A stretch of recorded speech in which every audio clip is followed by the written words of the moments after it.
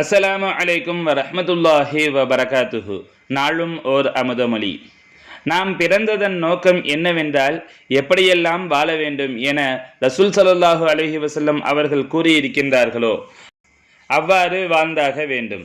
அந்த ரசூல் ஸல்லல்லாஹு அலைஹி வஸல்லம் அவர்கள்தான் கூறுகிறார்கள், நீங்கள் அல்லாஹ்வை அறிந்து கொள்ளுங்கள் என்று.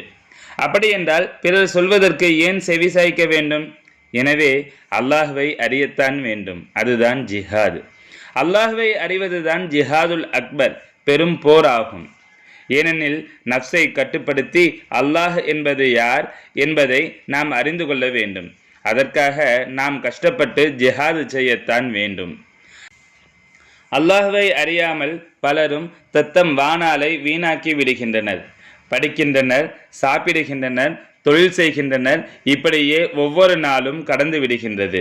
இதற்கிடையே தொழில் பிரச்சனை, குடும்ப பிரச்சனை, மற்ற பிரச்சனைகள் என நாட்கள் கடந்து விடுகின்றன. இப்படி ஒவ்வொரு சாராரும் அன்றாட பிரச்சனைகளில் மூழ்கி அவையவற்றில் அன்றாட பொழுதை வீணாக கழித்து விடுகின்றனர். ஆக உலக சம்சார வாழ்வில் பலரும் தத்தம் வாணாலை வீணடித்து விடுகின்றனர். நம்மை படைத்த இறைவனான அல்லாஹ்வை அறியத்தானே வேண்டும்.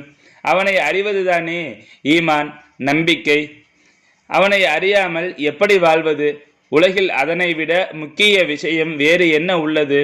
அல்லாஹ்வை அறியத்தானே நாம் இவ்வுலகிற்கு வந்துள்ளோம்.